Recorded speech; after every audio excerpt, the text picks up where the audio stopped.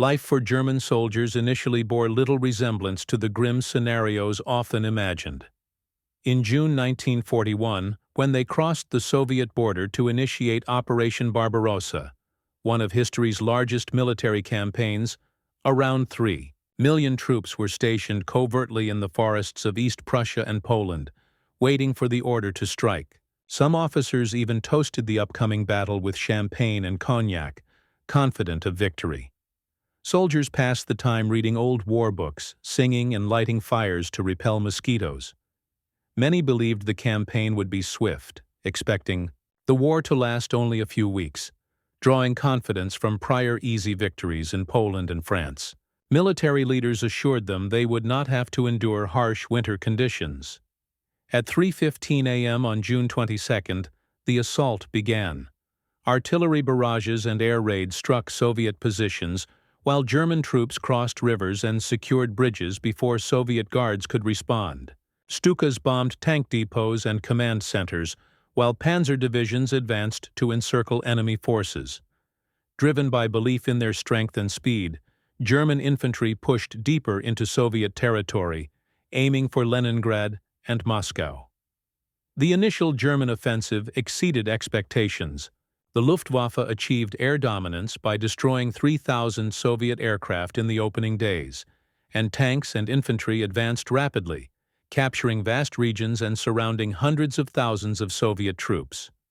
By August, Army Group Center had taken 850,000 prisoners, while German forces reached the outskirts of Leningrad and Kiev, fueling hopes of imminent victory. Yet, as they advanced further into the Soviet Union, they encountered severe challenges. The enormous distances and poor infrastructure slowed progress. Roads were often dirt tracks that became mud in rain or dust in summer, while stretched supply lines made it difficult to transport food, fuel, and ammunition. Local partisan fighters began attacking supply convoys, sabotaging railways, and harassing German forces, forcing the army to divert troops from the front lines. Autumn gave way to a brutal winter, exposing German soldiers to harsh Russian weather for which they were ill-prepared. Temperatures dropped to 13 degrees Celsius, and most lacked adequate winter clothing. Equipment failed as lubricants froze, guns jammed, and vehicles broke down. Frostbite hospitalizations mounted, slowing the German advance, while the well-prepared Red Army launched counterattacks. Casualties, initially modest, began to rise sharply. The campaign that started with rapid gains stalled at Moscow, turning into a costly and prolonged struggle.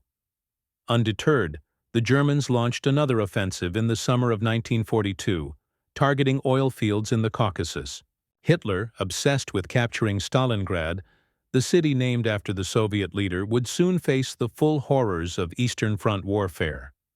On August 23, 1942, the German Sixth Army, numbering 360,000, reached the Volga River near Stalingrad. Hundreds of bombers unleashed relentless attacks, setting the city ablaze. Industrial zones, oil tanks, and neighborhoods burned. Streets were blocked by rubble and smoke filled the air. Around 40,000 civilians perished, and 150,000 were injured. Survivors hid in basements and sewers, struggling to secure food and water amid the devastation.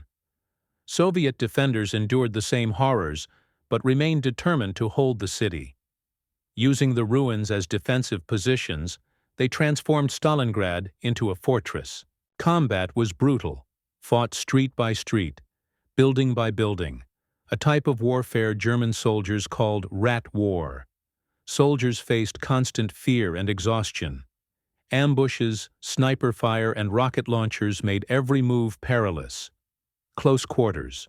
Fighting tested both psychological and physical endurance, with men crawling through rubble, sewers, and narrow corridors. The chaos, smoke, and pervasive smell of death created an environment of relentless stress, with soldiers becoming detached and fatalistic. The fight for key locations, such as Mamayev Kurgan, height 10220, demonstrated the ferocity of the battle. The Germans captured the summit on September 13th, gaining a strategic vantage, but the Soviets counterattacked on September 16th, determined to reclaim it despite heavy defenses. Stalingrad became a nightmarish battlefield, exemplifying the extreme physical and psychological toll of urban warfare during World War II. Catching the Germans by surprise, however, everything seemed to go wrong for the Soviets. Their artillery support was inadequate, and the expected tank brigade consisted of only 4 malfunctioning tanks. Hundreds of Soviet guardsmen charging up the hill were completely exposed to German bombers and artillery. They were dying in masses, but they kept pushing against well-entrenched enemy. The Germans had fortified the summit with machine guns and were spraying fire across the entire hill. Battle turned into a clash of Soviet resolve to defend the motherland and German determination to endure and kill as many Soviets as possible. Miraculously, the Soviets succeeded in reaching the summit of the hill, throwing grenades and engaging in brutal hand-to-hand combat with the Germans. They managed to conquer it with a heavy casualty toll. Though Ivan Shieva, Soviet artillery coordinator, recalls, the fierce and chaotic struggle for the hill soldiers were clubbing each other with rifle butts and stabbing with bayonets. The summit of the hill was covered in blood and dead bodies, but their flag was risen to announce the Soviet victory. Unfortunately for men on both sides, Mamayev Khayan and the nearby railway station were about to become a scene of even more ferocious battles as the Soviets tried to push the Germans away from Volga. And as the Germans tried to recapture the hill by the end of the day, out of 10,000 soldiers of the Soviet 13th Guards Rifle Division that attacked the hill, only a small number survived. The rest of them left their bones on the slopes of the hill on September 27th. After launching more than 100 assaults on the hill, Germans recaptured the summit. However, the Soviets managed to hold their positions. On the eastern slope, the horror of Mamai Kran was prolonged until the very end of the battle. When the battle ended, the relief of the hill was completely changed. The hill's formerly steep slopes had been flattened by months of intense shelling and bombardment. In the following spring, the hill remained black as no grass grew on its scorched soil until this day. Mamayev could remain a symbol of the severity and dreadfulness of the Battle of Stalingrad. Less than 3 kilometers away from the hill was another battlefield that, although far smaller, symbolized the ferocity of the fighting in Stalingrad. This small battlefield was limited to a single building, the Pavlov's house. Inside this residential building, captured by Junior Sergeant Yakov Fotovich Pavlov and his squad, the Soviets decided to create a stronghold, as it had a good overview of the nearby area. A platoon of 31 men organized a defensive perimeter by placing barbed wire and laying a minefield around the house. Machine guns and anti-tank rifles were placed in positions by the damaged walls, while a spotter was placed in the attic to direct the artillery fire. The improvised fortress became the scene of a brutal battle for the next 58 days, during which the Germans persistently assaulted the house, sometimes a couple of times per day. Each German attack was preceded by artillery shelling, during which Soviet defenders sought shelter in the basement, leaving only observers and the positions on the upper floors. As soon as the shelling stopped, they rushed to their positions to meet the German troops with devastating firepower from their machine guns for almost 2 full months. With scarce food and ammunition in a building that was half demolished from heavy shelling, a group of soldiers, along with civilians who were hiding in the basement, managed to hold out against a much larger German force. The soldiers remained in the building until November 25th, when they left during the night to support the counteroffensive launched by the Red Army. They left a building barely standing with hundreds of bodies of dead Germans at its doorstep. Out of nowhere, the unseen masters of Stalingrad. Snipers' life in Stalingrad during the battle had little or no value. People were dying all day, every day, whether it was on the slopes of Mamayev Khor or in the building ruins of many. Death was omnipresent, even when soldiers were not engaged in combat or were not shelled and bombed. Not for a minute. Soldier was allowed to relax, because every wrong move was seen through the sights of enemy snipers. The sniper war in Stalingrad was yet another dimension of the ruthless conflict that took place in the city. The city was a maze of ruined buildings, tunnels and trenches making it a perfect battleground for snipers. It allowed snipers to approach enemy positions within very close distance. To blend in with their surroundings, German snipers wore camouflage clothing. They used smocks and field caps that could be covered with netting or foliage. When winter came, snipers made their own camouflage and winter gear, as they needed to stay both warm and hidden to survive. Usually they operated in pairs, with one using a periscope, and the other resting. Snipers would stand for hours waiting for a target. The fighting was conducted mostly at short ranges under 300 m. German snipers were quick and precise. They often worked ahead of their own lines and targeted enemy soldiers both during and in pauses between attacks. When they saw one, they aimed and fired. Every shot was a chance to eliminate the enemy. Preference was given to officers, as their loss would create confusion and break the chain of command. Sometimes they could even stop the attack very often. Snipers aimed to wound rather than kill, knowing that the cries of the wounded would demoralize the enemy. In the first months of the battle, the Germans were very successful in sniper fighting, which prompted the Soviets to employ more snipers of their own to counter the threat. So apart from targeting enemy infantrymen, Soviet and German snipers were tasked with fighting each other, which was a particularly challenging task by the time the battle was in full swing. There were so many snipers in Stalingrad that the fear of their fire overwhelmed men on both sides. Soldiers hesitated to move, knowing that a sniper could be watching. They knew that stepping into the open could mean sudden death. A moment of carelessness, a head protruding a few centimeters too high, could cost a soldier his life. This fear disrupted combat plans and lowered the morale of men. Not a step back. Stalin's unyielding command. At Stalingrad, even before the Battle of Stalingrad and the horrors that came out of it, the Soviets had problems with morale in their ranks. It seemed as if men were reluctant to oppose German advance, believing that retreat to vast Russian lands was a better solution. It was a phenomenon that the Soviet government didn't look upon with delight. But when the Germans arrived at the doorstep of Stalingrad, the time came to act. On July 28, 1942, Stalin issued the famous Order No. 227, in which he called for panic mongers to be eliminated and urged all soldiers of the Red Army to make not a step back. Indeed, at the time when the order was issued, the Soviet Union was in big problems, as more and more soldiers found their assistance to be futile, especially given that their commanders were first to retreat.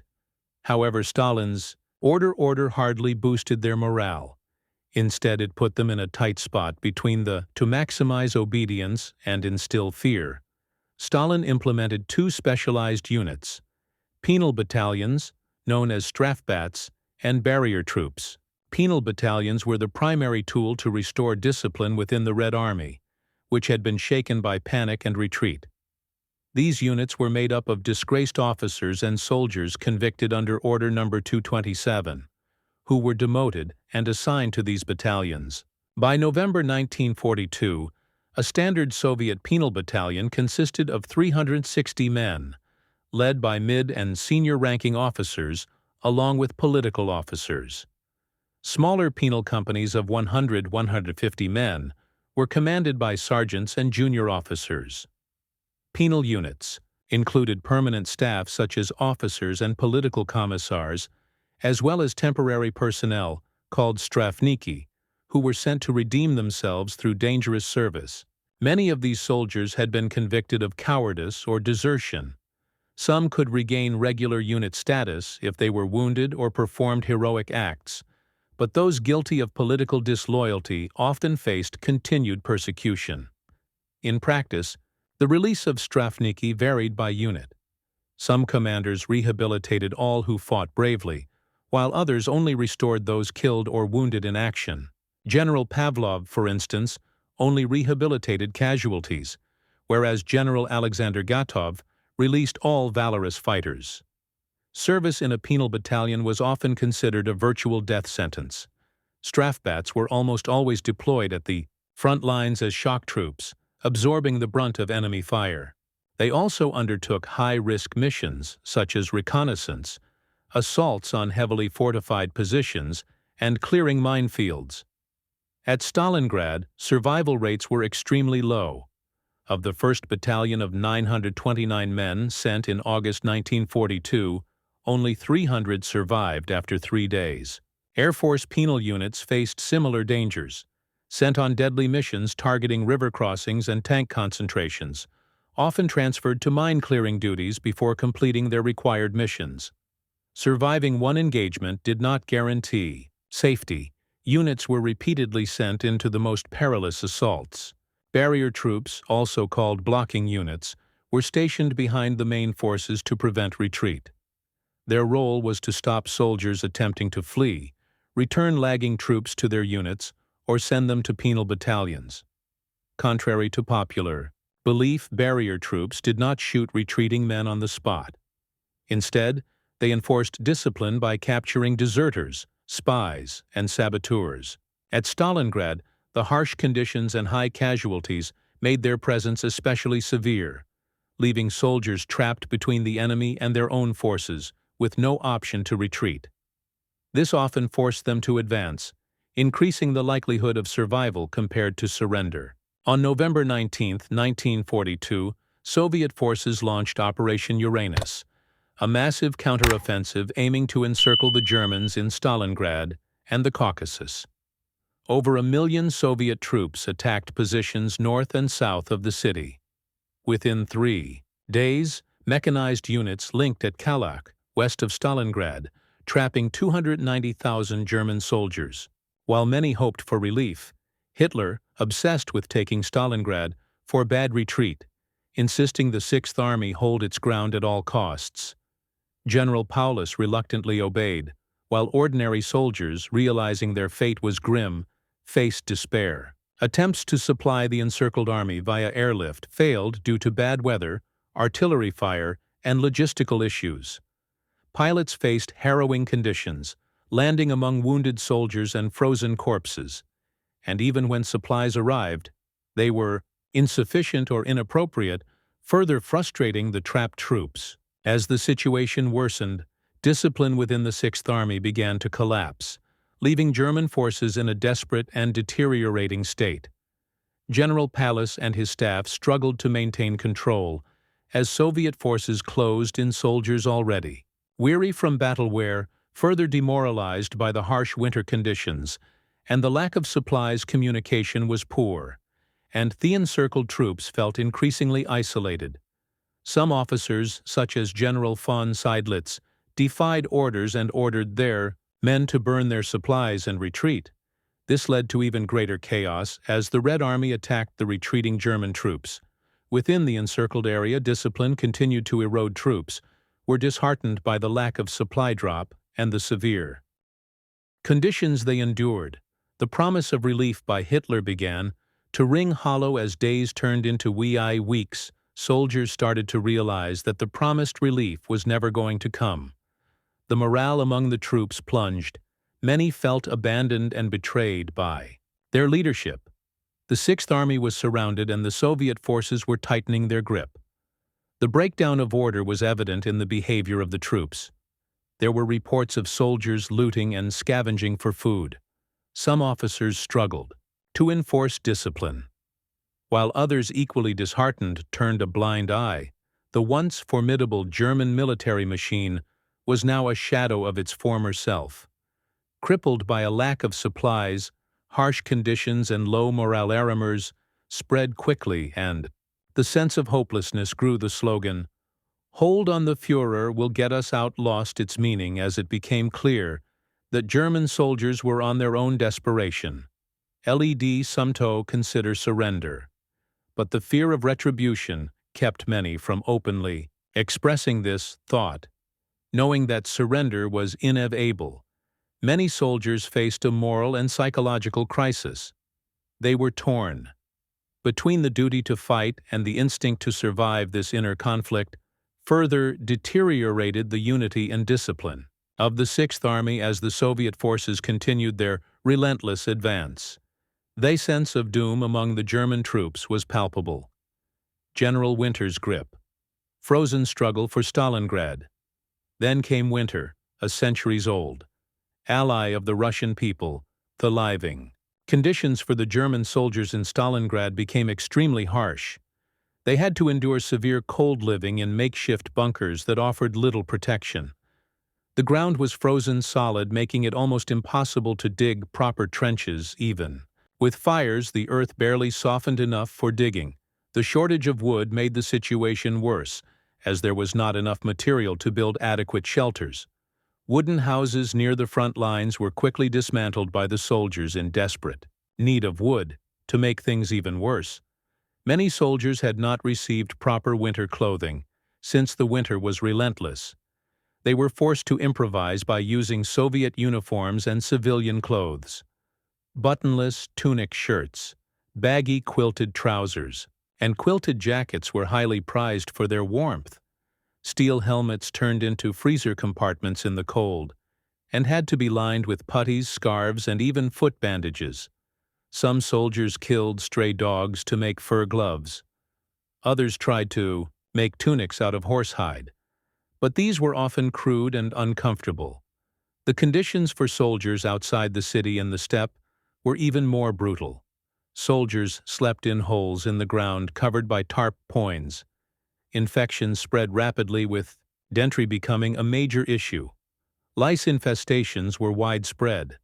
Soldiers could find hundreds of lice in their helmets because of the extreme cold.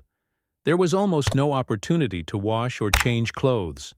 Excerpts from a diary of a captured German soldier show the extreme hardships faced by the German troops trapped in the Stalingrad pocket.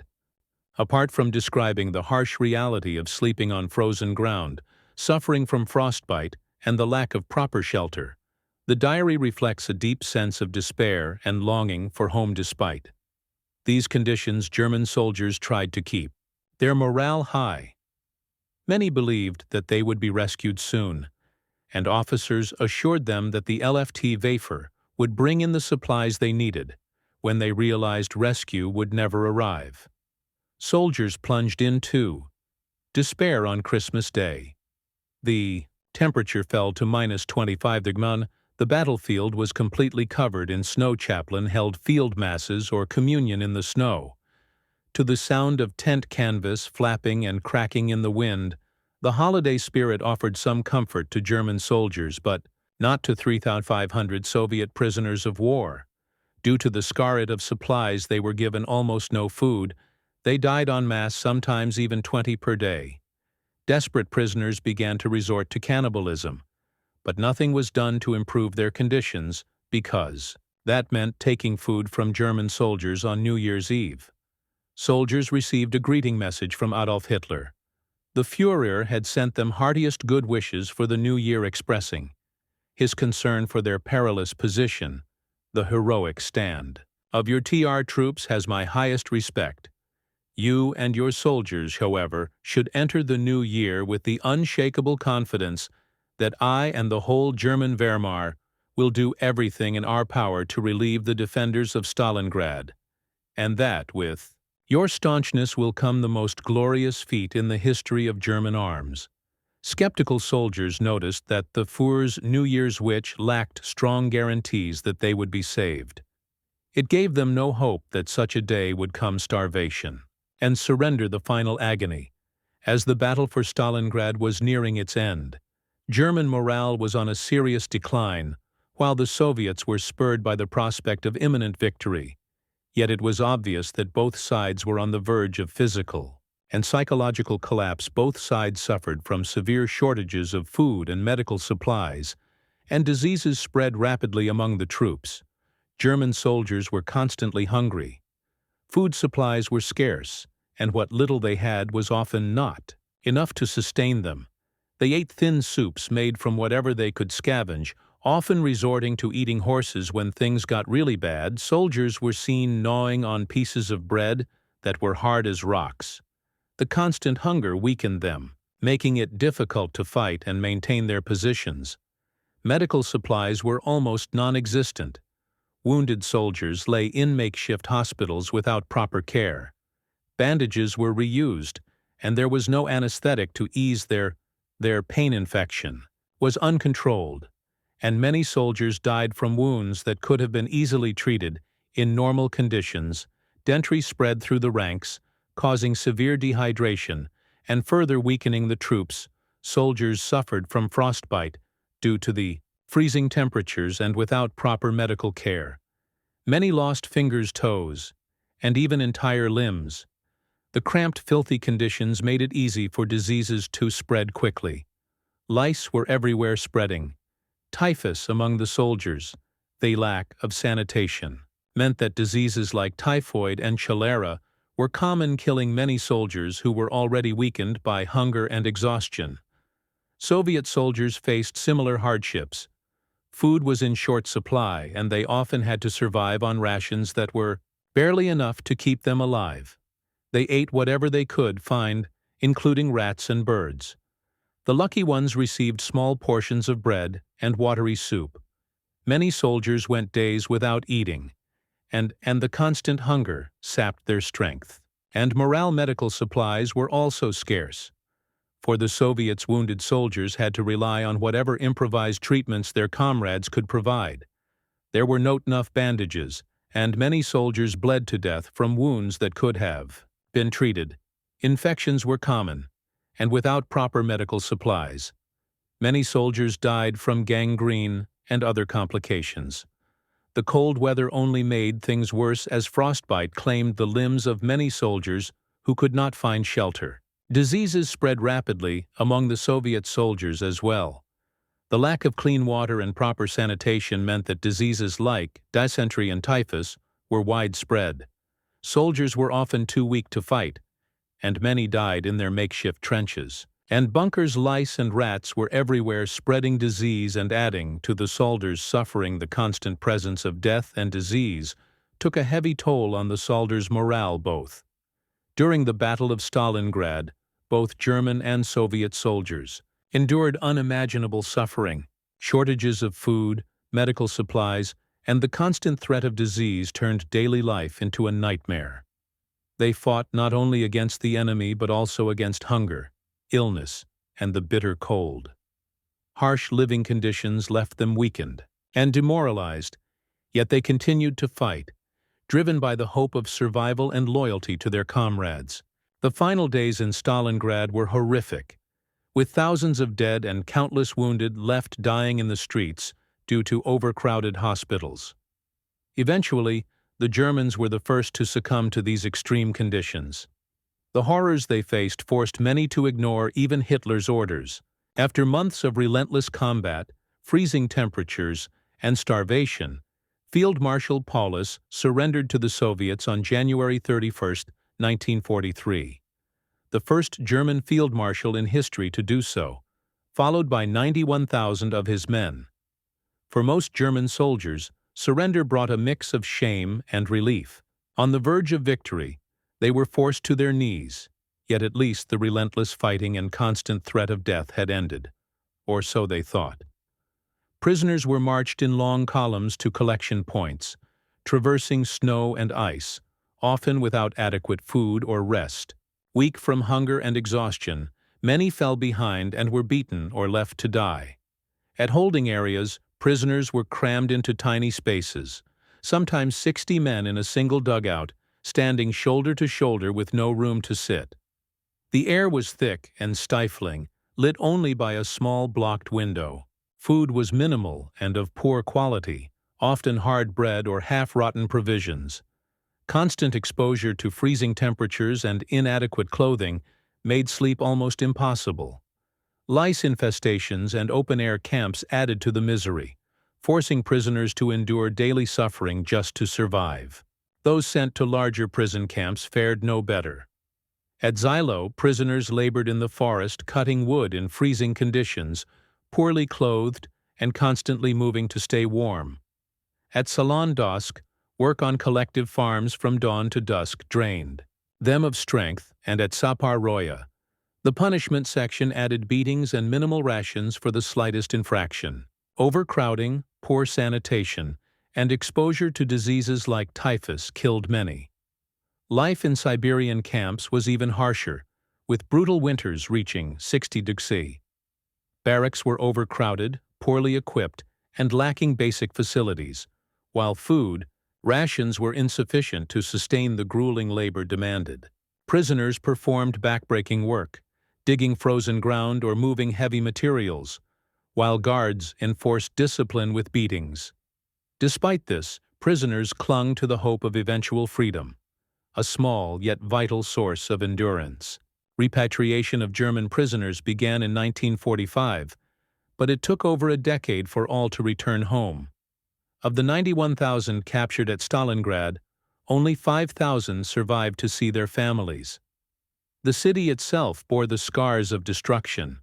Rubble, bomb craters, twisted railway tracks, and overturned tankers littered the landscape. Civilians and prisoners worked to clear corpses, many of which continued to emerge from the thawing Volga River months later. Over the 6.5-month battle, an estimated 850,000 people perished, including 40,000 civilians. When General Dale visited Stalingrad in December 1944, bodies were still being unearthed. The city, and the few survivors, bore the lasting marks of one of the deadliest battles in human history.